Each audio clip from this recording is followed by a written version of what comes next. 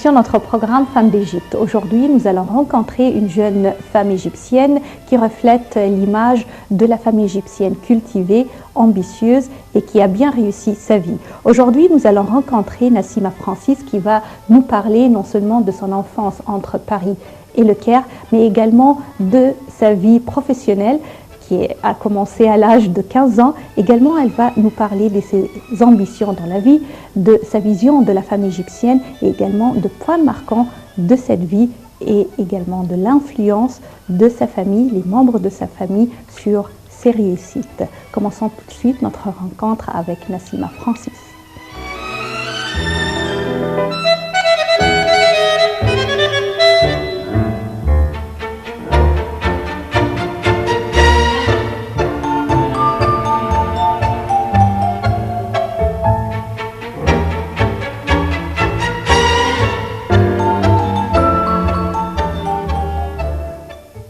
Bienvenue à une nouvelle édition de notre programme Femmes d'Égypte. La semaine dernière, nous avons commencé une rencontre avec Nassima Francis qui nous a parlé un peu de sa vie entre Paris et le Caire, également de points marquants de sa vie, une vie qui a commencé à un très jeune âge comme journaliste, également les études de droit et comment elle a fondé sa famille. Et aujourd'hui, nous allons continuer avec une idée très intéressante. C'est un site internet qu'elle a lancé. Bienvenue encore une fois à notre programme.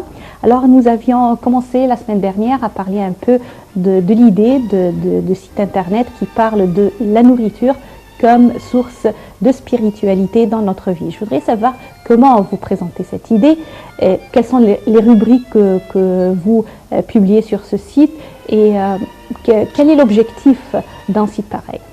L'objectif de ce site, si vous voulez, c'était un objectif tout d'abord personnel. C'était l'idée de trouver quelque chose qui m'intéresse, qui me motive à bien vivre, qui me motive à bien écrire. Et donc l'idée est venue justement de ce site de donner une certaine positivité, d'encourager et de parler de tous les thèmes qui nous touchent tous finalement. Que ça soit dans la vie, comment gérer nos moments difficiles, comment gérer donc des questions aussi qui nous préoccupent, par exemple comme le poids ou comment essayer de regarder ou d'éduquer nos enfants et d'autres sujets qui touchent des questions beaucoup plus larges comme donc comment garder l'espoir même si on n'a pas toujours réussi dans nos vies, que le succès ne vient pas tout de suite et ne vient pas directement, donc c'était une autre idée. Tous ces thèmes qui finalement me préoccupent moi personnellement. Et j'ai décidé de partager ça. Et ce qui me fait plaisir, c'est que je trouve que ça intéresse beaucoup d'autres gens. Et donc l'idée, c'était de commencer la journée avec une citation. Aussi donc continuer avec une nouvelle citation, avec une nouvelle phrase, ou si vous voulez des synonymes de la langue anglaise, des nouveaux mots de la langue anglaise. Puis ensuite, donc il y a chaque mercredi ce que je rédige donc dans mon blog, c'est l'article qui concerne justement un des thèmes que je choisis et ce lien entre la nourriture et des questions spirituelles ou des questions philosophiques. Et à la fin de l'article, je présente une recette qui a à voir bien sûr avec l'article et quelques mots donc, qui résument finalement l'idée que je veux transmettre aux gens.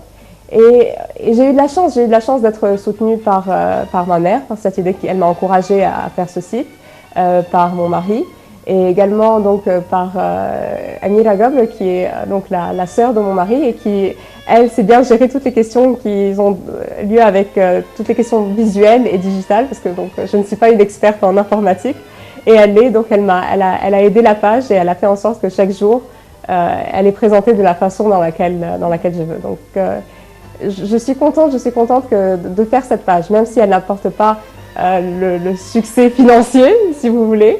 Elle m'apporte un succès personnel et c'est ce qui compte. Vous avez lancé ce site il y a combien de temps? J'ai commencé l'idée l'été dernier, mais j'avais l'idée en tête il y avait déjà un an, mais je ne savais pas comment la présenter. Parce que c'est des thèmes qui sont assez différents et trouver le lien entre la philosophie, la nourriture, la vie, des questions qui ont attrait à notre vie quotidienne, c'est pas toujours évident. Et quand j'ai eu donc l'idée, quand le lien entre ces différents thèmes est apparu devant mes yeux, j'ai décidé de me lancer donc, dans la création de ce site. Et je pense que c'est aussi pratique parce que je partage des recettes que j'aime bien chaque semaine. Je que je choisis, que j'aime beaucoup, des choses qui m'inspirent moi personnellement. Et en fait, je mets tout ce que j'aimerais voir dans un site, dans ce site.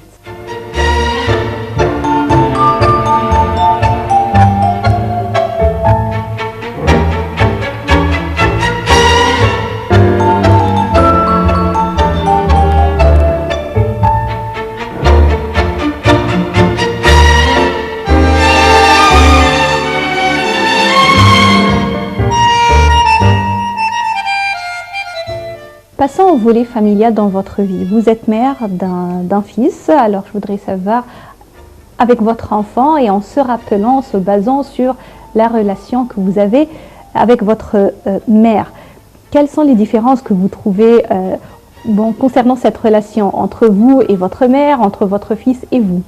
Il y a une très grande différence, ça c'est tout à fait clair et évident. Donc, il y a une différence qu'on trouve donc, au niveau socio-culturel déjà. Donc il y a bien sûr évidemment une grande différence entre ma génération et la génération de mon fils et donc la génération de nos enfants. Et c'est difficile de suivre donc, les conseils d'éducation de nos parents avec nos propres enfants. Et je ne pense pas qu'il y a de règles clés pour l'éducation de l'enfant qu'on a. Et c'est quelque chose qu'on découvre avec chaque enfant. C'est-à-dire qu'ils ne viennent pas avec un manuel d'instruction, comment ils fonctionnent. Et c'est notre rôle, comme parents, donc, de savoir finalement cet enfant, qu'est-ce qu'il aime, qu'est-ce qu'il va devenir. Et c'est difficile souvent de faire cette différence entre ce qu'on veut pour notre enfant et ce que cet enfant veut.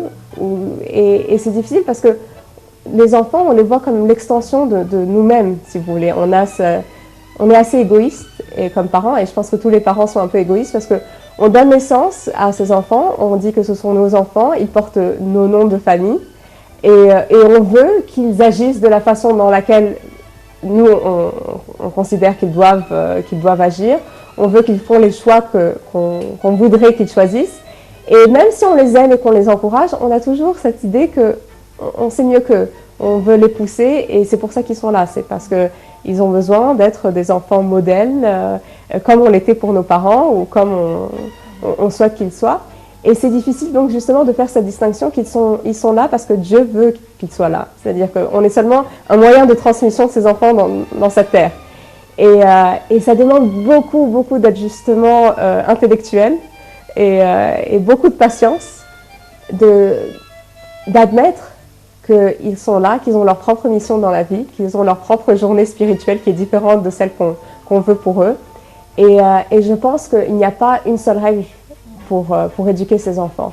Et même si j'ai eu une mère formidable et une grand-mère formidable, les conseils qu'ils peuvent donner ne sont pas toujours les plus importants ou ceux qui vont finalement faire une grande différence dans l'éducation de mon fils. Et je pense que c'est le cas avec tous les parents. Chaque enfant est différent, même dans une même famille, si vous avez un fils et une fille, chacun a une personnalité différente, chacun a un moyen de gérer différemment. Et je pense que notre rôle comme parents est de devenir le parent idéal pour cet enfant qui est devant nous.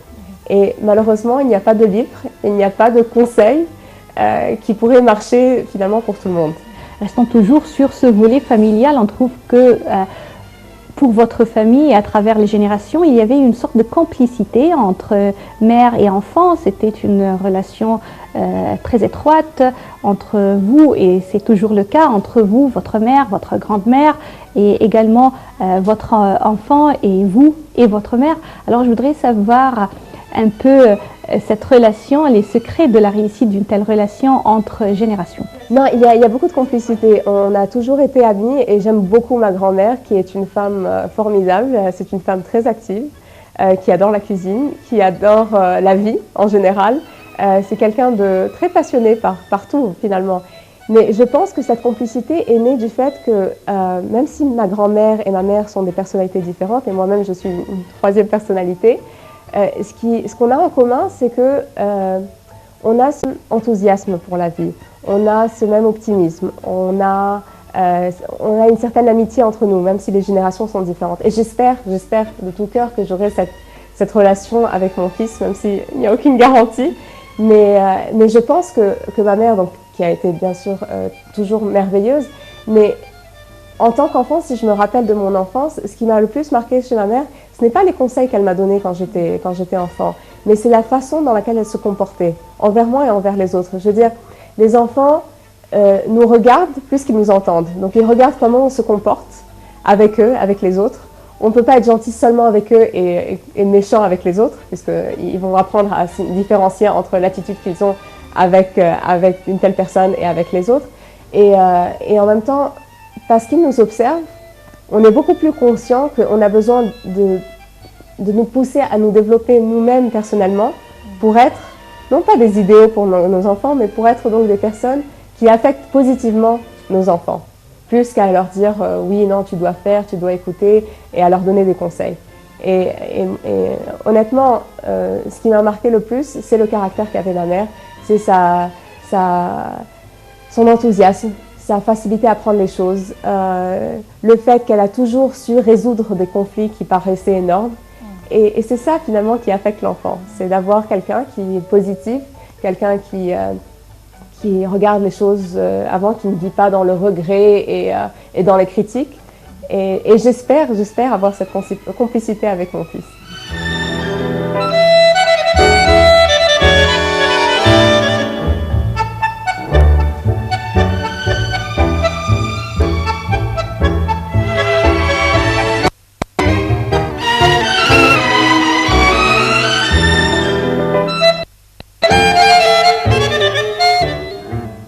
Également, votre père a joué un grand rôle dans votre vie, il vous a influencé, on le voit bien.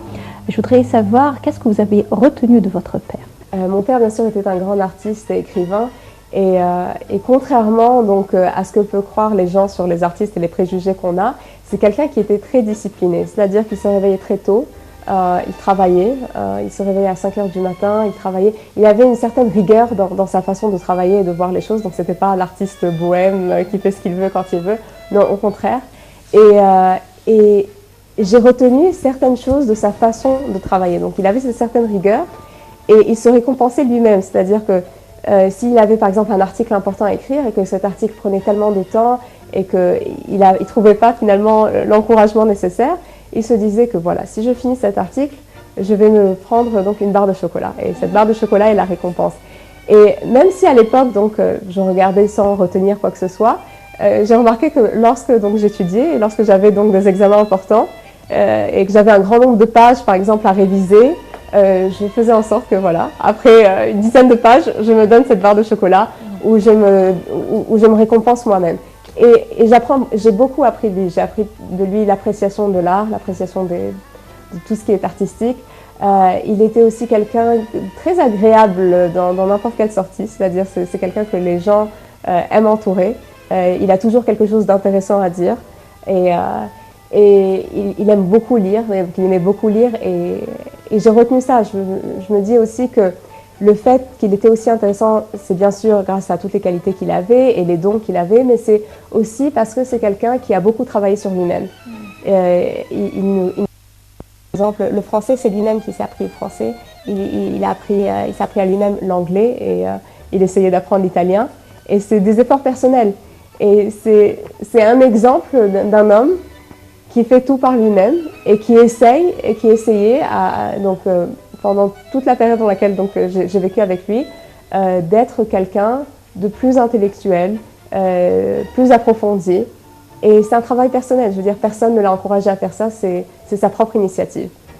Et lorsque je trouve que, par exemple, je n'ai pas l'encouragement nécessaire et tout, je me rappelle de lui, je me rappelle du fait que lui-même a créé ce contexte qui est favorable à son épanouissement.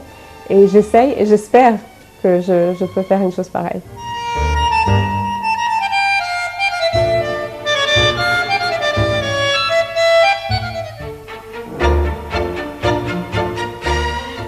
Si vous saviez que vous connaissez aujourd'hui au présent, est-ce que vous auriez fait les mêmes choix, les mêmes décisions? Je pense qu'on a toujours tendance à regarder le passé et à regarder nos choix et nos décisions et à penser que Si on sait ce qu'on savait maintenant, on aurait définitivement changé telle décision, on n'aurait pas pris telle décision, on n'aurait pas fait tel choix. Et j'ai toujours tendance à faire cet exercice mental qui est monstrueux, il faut dire. Mais ce que j'ai appris, c'est que ça ne sert à rien de regarder le passé, parce que c'est passé. Et parce que si on regarde le passé avec regret, on est incapable de regarder l'avenir avec de l'espoir. Et on ne peut pas commencer un nouveau chapitre dans sa vie si on constamment révise les chapitres précédents en se disant qu'on a fait des mauvais choix, on a pris des mauvaises décisions. J'ai certainement des choses, il y a des choix que je n'aurais pas dû faire, il y a des offres que j'aurais dû prendre, bien sûr. Mais en même temps, je pense que c'est le fait que je ne les ai pas pris ou le fait que je n'ai pas fait tel ou tel choix m'a appris beaucoup de choses. Et que, par exemple, je suis quelqu'un qui s'inquiète beaucoup, qui a peur de prendre certains risques parce que je sens que si je prends telle offre de travail et que peut-être que je vais échouer et j'ai peur de l'échec. Mais ce que j'ai appris, c'est que la peur justement de l'échec, elle handicape plus que l'échec lui-même. Et que ça ne fait rien d'échouer. L'important, c'est de se tenir debout, de remonter et de recommencer. Et donc, j'essaye d'arrêter cet exercice mental de revenir en arrière et de regarder et contempler mes choix et mes décisions. Et j'essaye maintenant, je me force de regarder l'avenir et de regarder donc tout l'espoir et les possibilités qu'il offre. Quand vous affrontez des problèmes ou que les choses s'adoucissent au cours de votre vie, qu'est-ce que vous faites pour vous en sortir? Alors, tout d'abord, donc j'ai fait cette page justement parce que je sentais que il y avait beaucoup de choses en moi que je n'arrivais pas à gérer, que ce soit des moments difficiles et tout ça. Donc, l'écriture est une sorte de catalysiste d'émotions, donc de toutes les émotions que je peux sentir. J'ai la chance d'avoir ma mère à mes côtés qui me soutient, qui m'encourage et elle est toujours en train de me dire, donc quand je désespère ou quand je passe par un moment difficile, que la vie continue et que tout passe. Les moments joyeux passent, donc autant en profiter. Les moments difficiles passent, donc il faut les oublier vite. Et que la vie ne poursuit pas un seul scénario et qu'on ne sait pas l'avenir, de quoi l'avenir est fait. Et donc comme la vie ne poursuit pas un seul scénario, qu'il y a une possibilité de scénario dans l'avenir, c'est ce que j'essaye de me rappeler. C'est pas toujours évident au moment même. Quand on passe par une période difficile, on a du mal à voir donc, la grande image ou avoir une vision globale des choses. Mais c'est une qualité qu'il faut apprendre à avoir. Et c'est ma mère qui me l'a appris parce qu'elle-même est passée par beaucoup de périodes difficiles dans sa vie. Et je pense que le fait qu'elle soit là et qu'elle soit optimiste et courageuse me donne, moi, donc, un idéal à accomplir et le fait que voilà, les moments difficiles vont passer. Mais il faut travailler pour qu'ils passent aussi, ils ne vont pas passer d'eux-mêmes. Chaque être humain a des craintes dans la vie. Vous avez peur de quoi? La peur. J'ai peur de beaucoup de choses, à vrai dire. J'avais toujours eu cette peur de ne pas réussir et j'ai toujours cette peur de sentir que je peux faire mieux, que peut-être que je ne suis pas à la hauteur. J'ai toujours ces craintes. J'ai peur pour mon fils. Je me demande si je fais mon travail comme il faut en tant que mère. J'ai toujours peur. Mais la peur a souvent été un handicap pour moi, comme je vous le disais. Et ce que j'essaye de faire, c'est que j'essaye de garder cette peur, mais j'essaye de la mettre, si vous voulez, en arrière. Parce que la peur, on ne peut pas s'en débarrasser.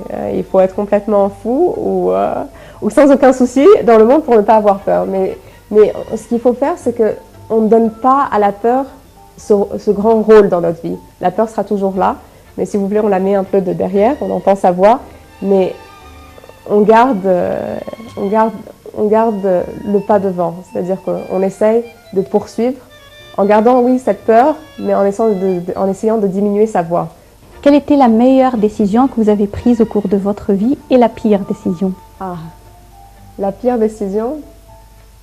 Je ne sais pas quelle est la pire décision. Je sais qu'il y a des choses qui m'ont été offertes, des offres qui m'ont été offertes que j'aurais dû considérer et que j'aurais dû ne pas être aussi une peureuse et d'affronter les choses. Mais je ne pense pas qu'il y a de pire décision parce que, encore, si je suis là aujourd'hui, vivante aujourd'hui, c'est peut-être parce que j'ai pris ces pires décisions. La meilleure décision que j'ai faite, c'est de choisir un homme qui me respecte, qui m'aime, qui m'encourage. La meilleure décision, c'était de faire quelque chose qui me donne, donc, qui me fait plaisir, que ce soit donc, cette page ou les émissions que j'ai présentées. Et je pense que je n'ai pas de meilleure décision. Je pense que les choses sont faites comme quoi on est dans une situation et on doit faire un choix et on fait le bon choix ou on fait le mauvais choix et tout dépend. Donc je suis satisfaite des décisions que j'ai prises. Bien sûr, je ne suis pas satisfaite de toutes les décisions, mais je n'ai pas de meilleure ou pire décision. Je suis contente de mes choix jusqu'à maintenant. Comme enfant, quel était votre métier de rêve? Comme métier de rêve, quand j'étais enfant, je voulais travailler au cinéma, je voulais être réalisatrice comme mon père. Je pense qu'il m'a beaucoup influencée et je ne rêvais que de ça. Maintenant, il faut dire que je n'ai pas un seul rêve, j'ai beaucoup de rêves et je ne sais pas concrètement à quoi ils ressemblent. J'avais un rêve d'écrire et là je me suis lancée donc, dans l'écriture de ce blog. J'avais un rêve de fonder une famille. J'ai d'autres rêves qui ne sont pas concrets encore dans ma tête, mais je sais que donc, sans rêve, ça ne sert à rien de vivre. Donc je continue à avoir beaucoup de rêves et je ne sais pas s'ils vont se matérialiser ou pas et je ne sais pas à quoi ils ressemblent concrètement, mais j'en ai beaucoup. Quel était le meilleur conseil que vous avez reçu au cours de votre vie et de la part de qui? Le meilleur conseil. Alors j'ai eu beaucoup de conseils et j'ai eu beaucoup si vous voulez, de paroles de sagesse qui sont venues de gens, de beaucoup de gens. Donc ma mère m'a toujours souvent donné de bons conseils, de saisir les opportunités qui viennent, de ne pas avoir peur, donc il faut mieux échouer que de perdre donc, les chances qui nous sont offertes. Ça c'était donc un de ses conseils. Mais j'ai également eu donc, des paroles de sagesse qui sont venues de gens comme des profs. J'ai eu une prof de français qui m'a, je me rappelle sur une photo de classe, m'avait écrit que dans la vie, on n'obtient pas tout ce qu'on mérite, mais que dans les études et le travail, on mérite certainement ce dont quoi on a travaillé. Et c'est tout à fait pertinent parce que je n'y ai pas pensé à l'époque, je trouvais que c'était assez pessimiste d'écrire une chose pareille, alors que tous les autres profs, oui, je vous souhaite tout le meilleur, je vous souhaite tout le bonheur. Et cette femme avait décidé donc d'écrire une chose qui était donc, très réaliste. À l'époque, je trouvais ça pessimiste. Mais elle avait tout à fait raison, c'est que dans la vie, on n'a pas toujours ce qu'on mérite. Et on ne fait pas les choses nécessairement qu'on veut, on ne reçoit pas tout ce qu'on veut. Mais dans le travail, dans les études, si vous travaillez beaucoup, vous êtes obligé d'obtenir ce pourquoi vous avez travaillé. Et que ce soit de votre directeur, que ce soit une satisfaction financière ou autre, vous l'obtenez toujours. Mais dans la vie, il y a beaucoup d'imprévus et beaucoup de choses dont on n'a pas contrôle. Et je pense que lorsque je me sens mal et que je me rappelle ça, donc ça m'influence et ça me pousse à beaucoup plus travailler, à beaucoup plus donner à mon travail, parce que je comprends que c'est la seule chose où il y aura clairement une contribution qui viendra directement. Qui est la femme qui vous a inspiré le plus? Ça va paraître un peu cliché, mais la femme qui m'a le plus inspirée, c'est ma mère. Et c'est ma mère non pas parce que donc c'est une mère qui a été formidable, mais c'est parce que c'est une femme qui a une personnalité dont je rêve. C'est quelqu'un qui a une influence remarquable sur tous les gens qui l'entourent, que ce soit dans la famille, dans le travail. Je veux dire, elle est indispensable. Elle est indispensable et elle est indispensable non pas parce que c'est quelqu'un qui contrôle tout le monde, au contraire, ce n'est pas du tout ce genre de personnalité, mais elle est indispensable parce qu'elle donne beaucoup de son énergie, beaucoup de son temps. C'est quelqu'un qui est toujours passionné, même jusqu'à maintenant, qui lit beaucoup, qui reste intéressé par la vie et par tout ce qui se passe autour. Et donc elle m'a le fait qu'elle m'a très vite appris qu'une femme, ce n'est pas seulement une mère, une enfant, une étudiante, c'est beaucoup plus que ça, c'est tout ça, c'est beaucoup de rôles. Et on ne peut pas être la femme la plus puissante du monde ou la superwoman ou autre chose. Mais ce qu'on peut faire, c'est que il faut les différentes facettes qu'on joue, que ce soit en tant que mère, en tant que femme, il ne faut pas s'oublier soi-même.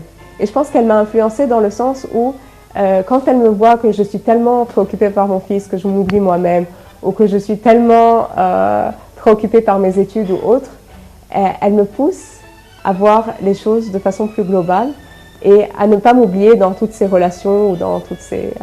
Donc elle m'a influencée dans ce sens. Madame Nassima Francis, afin de bien terminer notre édition, je voudrais savoir, êtes-vous optimiste ou non, non seulement à propos de l'avenir de l'Égypte, mais plus précisément à propos de l'avenir de la femme égyptienne? J'ai toujours pensé, je pense toujours que la femme égyptienne a des atouts et elle a une puissance considérable. Je veux dire que la femme égyptienne est très courageuse, mais elle doit être mise dans les conditions qui aident finalement à son épanouissement personnel, ce qui n'est pas toujours le cas. Parce que si on regarde donc les petites filles ou les jeunes filles, le taux d'alphabétisme reste très important au niveau donc, des filles. Mais lorsque ces filles on donne à ces filles l'accès à l'éducation, elles sont remarquables et elles sont beaucoup plus intelligentes et remarquables que les garçons. Et le taux d'abandon scolaire chez les filles est beaucoup plus faible que celui des garçons. Et on trouve même à l'université, heureusement, une certaine répartition égalitaire homme-femme. Malheureusement, dans les hauts statuts universitaires, les hommes sont plus importants que les femmes. Mais également, si on va parler du travail, les offres d'emploi sont beaucoup plus favorables aux hommes qu'aux femmes, malheureusement, dans plusieurs secteurs. Mais la femme, lorsqu'elle est mise dans les conditions favorables, elle est capable de beaucoup de choses. Et surtout la femme égyptienne, parce qu'elle a beaucoup plus à prouver que les autres femmes, si vous voulez. Elle est dans une société où, pas encore dans tous les niveaux, on respecte la femme pour ce qu'elle est et pour ce qu'elle est capable d'offrir. Et donc, la femme égyptienne, comme elle a beaucoup plus à prouver, elle a beaucoup plus de détermination à faire. Et ce que je trouve remarquable, c'est que dans tous les secteurs, vous allez trouver quelques femmes exceptionnelles et qui prouvent que la femme égyptienne est puissante et qu'elle est capable de faire beaucoup de choses. Déjà, vous, dans votre émission, vous le faites régulièrement. Vous êtes quelqu'un d'intellectuel, qui lit beaucoup, qui est très passionné par différentes choses dans la vie. Et donc, vous êtes un très bon exemple. Et dans d'autres secteurs, je vais parler par exemple du secteur du cinéma ou de la télévision qui m'intéresse. On a des scénaristes et des réalisatrices importantes comme Mariam Naoum et Kamla Bouzekri et une vedette comme Nelly Karim qui font des œuvres qui sont concentrées sur la question de la femme et qui ont l'appui de maisons de production importantes comme El Ad et qui sont capables de faire non seulement donc, des choses très réussites, mais des choses qui ont un impact important. Et beaucoup de femmes égyptiennes, lorsqu'elles ont l'opportunité, donc savent faire cet impact. Mais encore faut-il les mettre dans les conditions idéales. À la fin de notre interview,